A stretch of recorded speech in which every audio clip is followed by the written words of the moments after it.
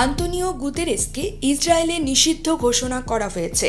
Israeli কর্তৃপক্ষ বুধবার 2 October গুতেরেসকে persona নন গ্রাটা ঘোষণা করে, অর্থাৎ এখন থেকে জাতিসংঘ মহাসচিব হিসেবে তিনি যে কূটনৈতিক সুবিধা পান সেটা দেবে না ইসরায়েল।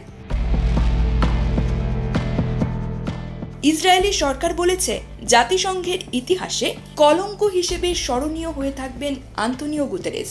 ইসরায়েলের পররাষ্ট্রমন্ত্রী ইসরায়েল কাটজ সামাজিক যোগাযোগ মাধ্যমে এই সিদ্ধান্ত ঘোষণা করেন।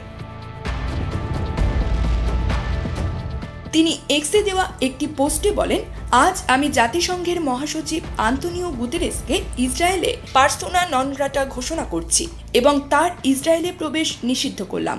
যে কোনো ব্যক্তি দ্ব্যর্থহীনভাবে ইসরায়েলে ইরানের ঘৃণ্য হামলার সমালোচনা করতে না পারলে, যেটা বিশ্বের বেশিরভাগ দেশ করেছে, তিনি ইসরায়েলের মাটিতে পা রাখতে পারেন না।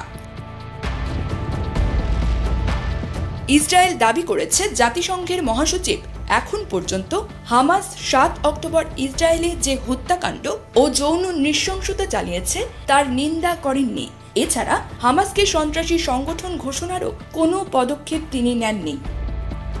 ইসরায়েলের পররাষ্ট্রমন্ত্রী আরও বলেন, আন্তোনিও গুতেরেস তাদের সঙ্গে থাকুক বা না থাকুক, ইসরায়েল নিজেদের নাগরিকদের সুরক্ষা ও জাতীয় মর্যাদা সমুন্নত রাখতে কার্যক্রম অব্যাহত রাখবে। News desk, UKBD Times.